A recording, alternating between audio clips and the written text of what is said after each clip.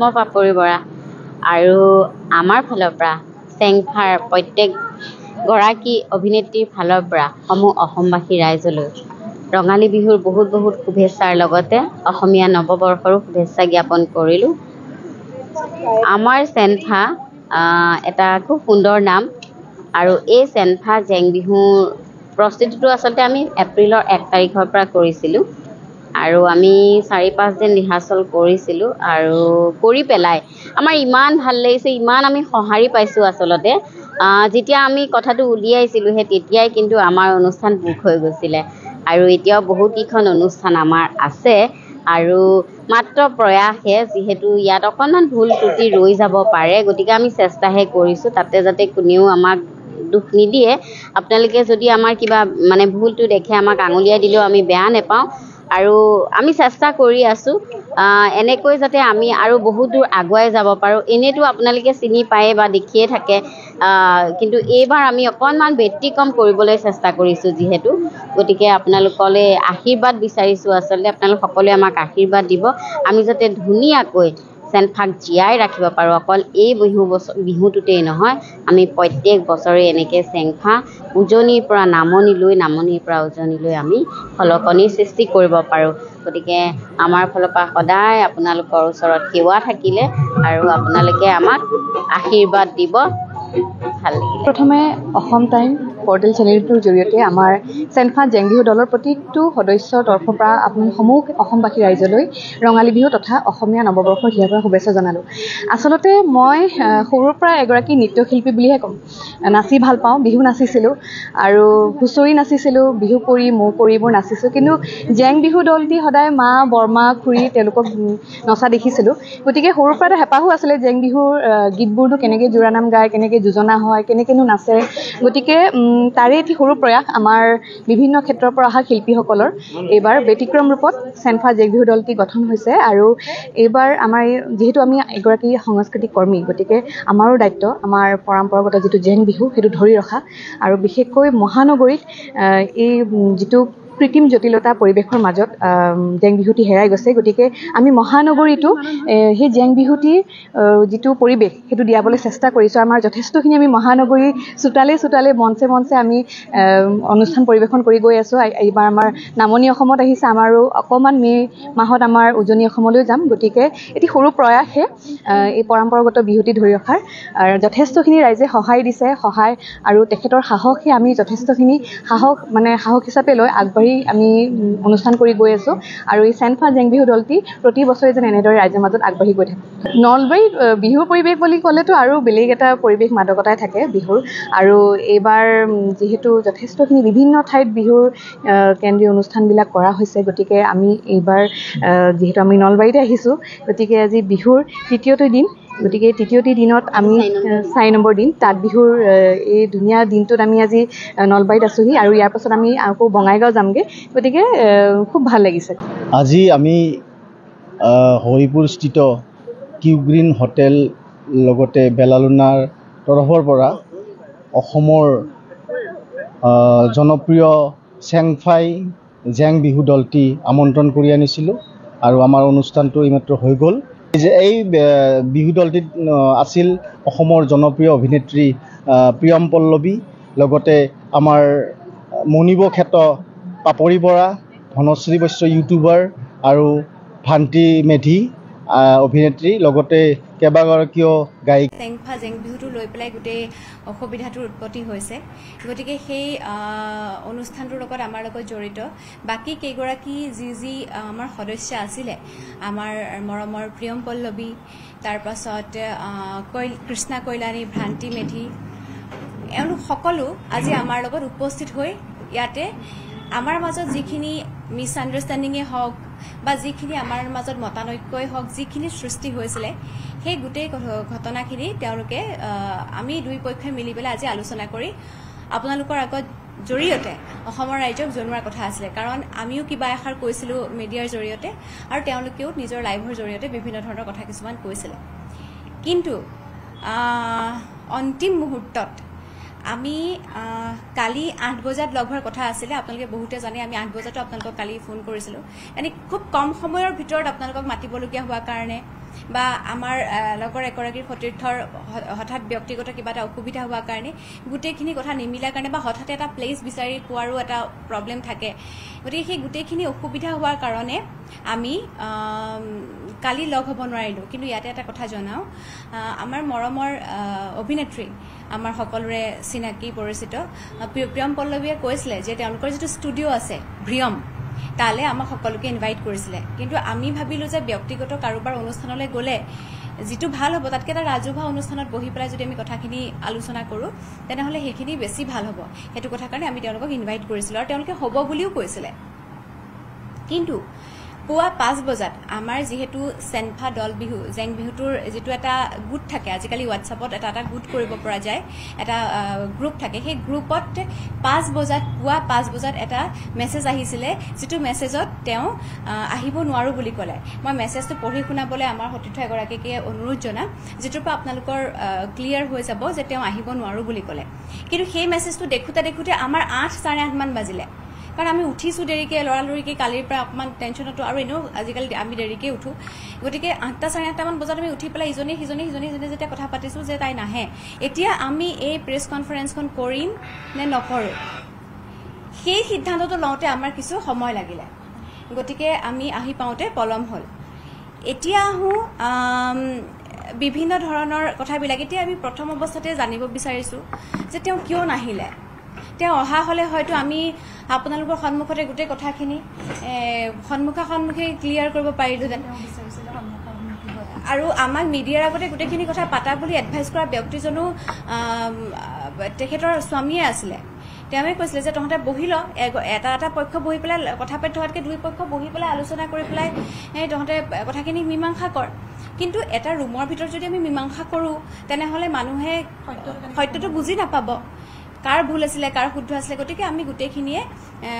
মিডিয়াৰ জৰিয়তে যিহেতুকে আমি আৱেগৰ বশৱৰ্তীয়ে হওক বা সেইখিনি সময়ত গোটেই চিটুৱেশ্যনখিনি তেওঁলোকক আমি ইমান বাৰে প্ৰতি ৰিকুৱেষ্ট কৰাৰ পিছতো তেওঁলোকে আমাৰ লগত কোনো আলোচনালৈ বা কোনো মীমাংসালৈ নহাৰ কাৰণে আমি বাধ্যত হৈয়ে হওক আমি সকলোৱে গৈ পেলাই মিডিয়াৰ কাষ চাপিছিলোঁ গতিকে যিহেতুকে কাষ চাপিলোৱে গতিকে গোটেই কথাখিনি মিডিয়াৰ সন্মুখতে যদি সত্যতাটো প্ৰমাণ হৈ গ'লহেঁতেন তেতিয়া হয়তো যথেষ্ট ভাল হ'লহেঁতেন গতিকে সেইখিনিয়ে কথা এতিয়া হয় এইখিনি আমাৰ প্ৰথম কথা স্থিতিটো হয় হয় হয় হয় হয় হয় এতিয়া গোটেই তেওঁলোকে কৰা যিখিনি তেওঁলোকে নিউজ মানে লাইভৰ জৰিয়তে যিখিনি কথা আমাক ক'লে আমি অকল পইচাৰ কাৰণে লাগি থকা নাছিলোঁ কিন্তু আমাৰ মাজত সৰু সুৰাকৈ বহুত কিছুমান কথা আহি পৰিছিলে আৰু পইচাটোৰ কথা কাৰণে লগা নাছিলোঁ আমি লাগিছিলোঁ যে আমাক মিছা কথা কিয় ক'লে আমাৰ পইচাটো হয় প্ৰত্যেকে আমি ইয়াত এগৰাকী এই প্ৰফেশ্যনৰ জৰিয়তে কাম কৰি থকা ল'ৰা ছোৱালী হিচাপে আমাক পইচাটোৰ সকলোকে প্ৰয়োজন আছে আমি 5 টকা পালেও সকলোৱে লওঁ 2 টকা পালেও সকলোৱে লওঁ কিন্তু এষাৰ কথা আছে যে যিহেতুকে মিছা কথা ক'লে আমাৰ প্ৰথম কথাটো হ'ল যে আপুনি মিছা কথা কিয় ক'লে 2 টকা চুৰ বেজী চুৰ হাতী চুৰ এনেকুৱা এষাৰ কথা আছে গতিকে আমাক মিছা কথা ক'ব নালাগিছিলে গতিকে আমি বিচাৰিছিলোঁ যে আপোনালোকে আমাক সত্য কথাটো কওক আৰু সেই সত্যটো বিচাৰি পেলাই আচলতে আমি মিডিয়াৰ বা ইলেক্ট্ৰনিক মিডিয়া বা এনেকুৱা ধৰণৰ সংবাদ মাধ্যমৰ আমি কাষ চাপিছিলোঁ এতিয়া সঁচাটো জানিবৰ কাৰণে তেওঁলোক যদি নাহে আমি যদি এনেকৈ তেওঁলোকৰ ওপৰত কৈ থাকোঁ তেনেহ'লে সত্যটো ওলাই নপৰিব এতিয়া আমাৰ এটাই কথা আমাৰ এটাই অনুৰোধ তেওঁলোকলৈ এতিয়া আমিতো দাবী জনাব নোৱাৰোঁ গতিকে আমাৰ সকলোৰে আমাৰ প্ৰত্যেকৰে এটাই অনুৰোধ তেওঁলোকলৈ যে আমি আহক আমি মিডিয়াৰ সন্মুখতে বুলি কৈছোঁ কাৰণ মই ৰুমৰ ভিতৰত বহি পেলাই আমি কথা পাতিলে কথাটো আপোনালোকেও বুজি নাপাব আপোনালোকেওতো ভাবি থাকিব যে ইহঁতৰ মাজত হ'ল কি আচলতে গতিকে মই প্ৰিয়ম পল্লৱীৰ লগতে বাকী প্ৰত্যেকগৰাকী বৰষা গোহাঁই ভ্ৰান্তি মেধি প্ৰিয়া বিকাশ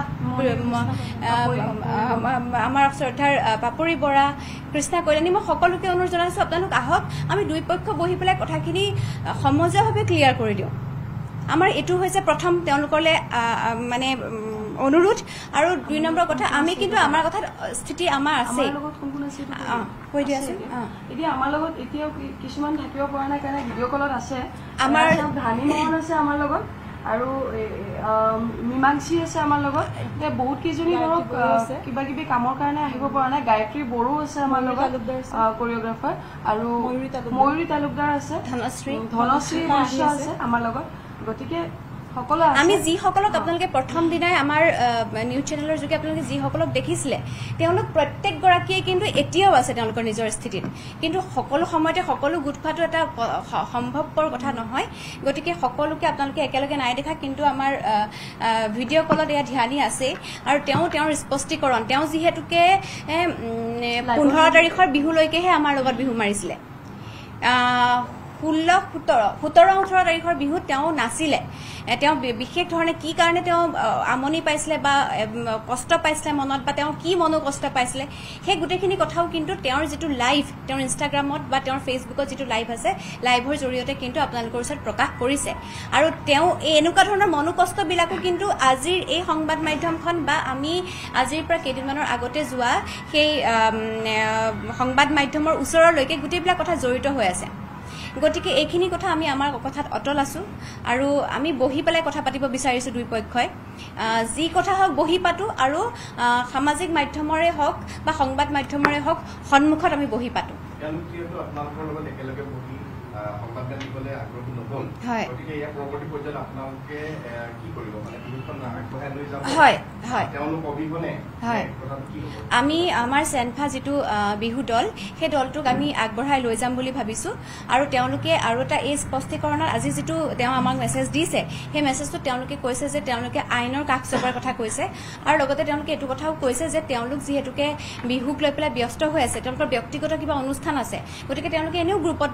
এক্টিভ থাকিব নোৱাৰিলেহেঁতেন যিহেতুকে তেওঁলোকৰ ব্যক্তিগত অনুষ্ঠান আছে গতিকে তেওঁলোকে ব্যক্তিগত অনুষ্ঠান থকাৰ কাৰণে 27 তাৰিখলৈকে আমাৰ লগত বহিব নোৱাৰো বুলি কৈছে 27 তাৰিখলৈকে তেওঁলোকে আমাৰ লগত বহিব নোৱাৰো বুলি কৈছে 27 তাৰিখৰ পাছত কিন্তু তেওঁলোকে হয়তো বহিবও পাৰে আমি কিন্তু তেতিয়াও বহিবৰ কাৰণে ৰেডি কিন্তু আজি বহিম বুলি কৈছিলে সেইটোতো ক'লো স্পষ্টকে তেতিয়াও আমি বহিবৰ কাৰণে তেওঁলোকৰ লগত ৰেডি তেওঁলোকে যেতিয়াই কয় আমাৰ হাতত যিখিনি তথ্য প্ৰমাণ আছে আমাৰ হাতত সেইখিনি প্ৰমাণ আজি আছে কাইলৈও আছে সদায় থাকিব কাৰণ আমি তাতে চেঞ্জ কৰিবলগীয়া একো নাই কাৰণ আমাৰ কথাখিনি সত্য গতিকে আমাৰ পৰিৱৰ্তন কৰিবলগীয়া একো নাই টকাৰ কিমান অনিয়ম হৈছিলে যিহেতুকে একজেক্টলি আমাৰ হাতত কোনো ধৰণৰ লিখিত তথ্য নাই গতিকে তাৰ ওপৰত আমি ধাৰণা হিচাপে 1 লাখ মানে হ'ব বুলি পেলাই ধাৰণা এটা হৈছে এইটো ক্ষেত্ৰত মই আকৌ কৈছো যে এই 1 লাখ শব্দটো কিন্তু শুদ্ধ শব্দ নহ'ব পাৰে 1 লাখৰ ঠাইত 10,000 হ'ব পাৰে বা 2,000 হ'ব পাৰে কিন্তু অনিয়ম হৈছে আমি পইচাৰ ক্ষেত্ৰত লগাই নাইকিয়া আকৌ কৈছো আমাক পইচাৰ প্ৰয়োজন আছে কিন্তু পইচাতকেও আমাৰ মাজত থকা সেই গ্ৰুপটোৰ আমি যদি আজি আমাৰ মাজত আজি 12-13 জনী ছোৱালী 12-13 গৰাকী ছোৱালীয়ে কি বিশ্বাসত তেনেহ'লে আমি দ্বিতীয়বাৰ বেলেগ এটা অনুষ্ঠানৰ লগত জড়িত হ'ম বেলেগেও তোমাক এনেকৈ ঠগিব বুলি আমাৰলৈ মনৰ এটা ভাৱ আহিব গতিকে সেই কথাটোৰ কাৰণে তাৰ এটা আমাক যদি 2000ৰো খেলি মেলি হৈছে তাতো আমাৰ একেই স্থিতি আৰু তাতে একজেক্টলি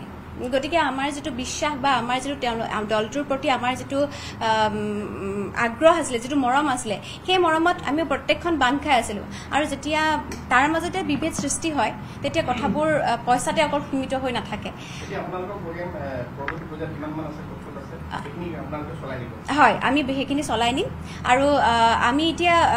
আমাৰ যিখন বেনাৰ হৈছিলে সেই বেনাৰখনৰ ওপৰত আমি অকণমান ক'বলগীয়া আছে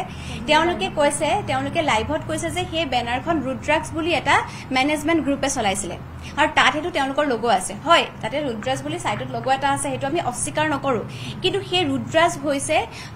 আমাৰ সকলোৰে শ্ৰদ্ধাৰ ভিগু কাশ্যপ ডাঙৰীয়াৰ মেনেজমেণ্ট গ্ৰুপ যিহেতুকে তেখেত হৈছে আমাৰ মৰমৰ অভিনেত্ৰী প্ৰিয়মৰ হাজবেণ্ড আমি সকলোৱে জানো গতিকে তেওঁলোকে আমাক সহায় কৰিম বুলি কৈছিলে সহায় কৰিম বুলি কোৱাৰ বিনিময়ত যে ইমান মোটা অংক তেওঁলোকক দিব লাগিব সেই বিষয় লৈ পেলাই আমি কোনোৱে অৱগত নহয় বা সেই এক কাপ লাল চাহৰ বিষয়ে যদি আমাক হিচাপ লৈছে তেতিয়াহ'লে আমি ভাবিছিলোঁ যে আমাৰ প্ৰত্যেকজনীয়ে জনাৰ প্ৰয়োজন আছিলে যে ৰুদ্ৰাক্ষৰ নামত ইমানখিনি টকা লোৱা হ'ব আৰু তাতে সেইখিনি বস্তুত আমি অকণমান মানে আমাৰ নিজৰ লগত এনেকুৱা লাগিছে বিশ্বাসঘাতকতা হৈছে ক'ৰবাত নহয় ক'ৰবাত আমাৰ প্ৰত্যেককেইজনীয়ে মেনেজমেণ্ট এটা গ্ৰুপে আমি নতুনকৈ আৰম্ভ কৰা এটা অনুষ্ঠানত যেতিয়া মেনেজমেণ্ট এটা গ্ৰুপে যদি আপোনাৰ 20%, 10% লয় ঠিক আছে কিবা কাৰণে লৈ লৈছে সেইটোও বাৰু মানি লৈছোঁ কিন্তু আমি জানিব লাগিছিলে নে নাই আমাৰ সেই হিচাপৰ খতিয়ানখনত আমিও অন্তৰ্ভুক্ত হ'ব লাগিছিলে নে নাই যদিহে লৈছে, কাৰণ আমিতো নাজানো। আৰু ডাঙৰ কথা, যদি ৰুদ্ৰাক্ষৰ লগত তেওঁলোকৰ আমাৰ চেনফা বিহু দলৰ কিবাও যদি তেওঁলোকৰ এগ্ৰিমেণ্ট হৈছে, তেনেহ'লে সেই এগ্ৰিমেণ্ট পেপাৰখন আমিও দেখিব লাগিছিলে। আমি কোনেও কিন্তু সেই এগ্ৰিমেণ্ট পেপাৰখন দেখা নাই। আৰু আমাক কৈ পেলাই হওক নকৈ পেলাই হওক, যিটো লগ' নকৈ পেলাই বুলি ক'লে লাভ নাই, কাৰণ লগ'টো আমি সকলোৱে দেখিছোঁ। সেই লগ'টোৰ বিনিময় যে তেওঁলোকে পইচা লৈছে সেইটো নাজানো। এতিয়া আহি গ'ল মেনেজমেণ্ট গ্ৰুপ এটাই যদি মেনেজমেণ্ট কৰে, তেনেহ'লে মেনেজমেণ্ট গ্ৰুপটোৱে প্ৰথমতে ইনভেষ্ট কৰে সেই গ্ৰুপটোৰ ওপৰত। আমি যিমান দূৰলৈকে জানো, বেনাৰ পোষ্টাৰ বনোৱাৰ নামত তেওঁলোকে পইচা ইনভেষ্ট কৰিব, বা আমাৰ ৰিহাৰ্চেলৰ নামত তেওঁলোকে পইচা ইনভেষ্ট কৰিব, আৰু লগতে তেওঁলোকে বিভিন্ন ধৰণৰ অনুষ্ঠানবোৰ আমাৰ নামত তেওঁলোকে ল'ব। কিন্তু আমাৰ ইয়াতে হিচাপৰ খতিয়ান আছে, আমি বেনাৰ বনোৱাৰ নামত পইচা দিছোঁ, আমি ডেইলি খোৱা চাহৰ নামত পইচা দিছোঁ, আৰু সেই পইচাবোৰ আমাৰ যিটো পইচা উঠিছে, আমাৰ যিটো প্ৰাপ্য বিভিন্ন ধৰণৰ অনুষ্ঠানবিলাকৰ পৰা আমি যিটো প্ৰাপ্য পাইছোঁ, সেই প্ৰাপ্যৰ পৰা সেইখিনি মাননি আমি কাটিছোঁ। আমি যদি আজি ৰিহাৰ্চেল কৰিছোঁ, ৰিহাৰ্চেল হলটোৰ যিটো ফিজ, আমি যদি আজি কাৰোবাক গুৰু হিচাপে লৈছোঁ, তেওঁৰ মাননি, সকলোখিনি আমি মাইনাছ কৰি পেলাইহে আমি পইচাবোৰ ডিভাইড কৰিছোঁ আমাৰ মাজত। তেওঁলোকে নিজে লিষ্ট দিছে, কিন্তু আমি কেতিয়াও তেওঁলোকক মানে প্ৰমাণ সহকাৰে বিচৰা নাছিলোঁ যে ইমানখিনি পইচা ক'ত খৰচা হ'ল। তেওঁলোকে কৈছে, আমি মানি লৈছিলোঁ, কাৰণ বহু এনেকুৱা কিছুমান অনুষ্ঠান, বিশেষকৈ আমাৰ সাংস্কৃতিক ক্ষেত্ৰখনত জড়িত থকা বেছিভাগ কথাই বিশ্বাসৰ ওপৰত ভিত্তি কৰি পেলাই হয়।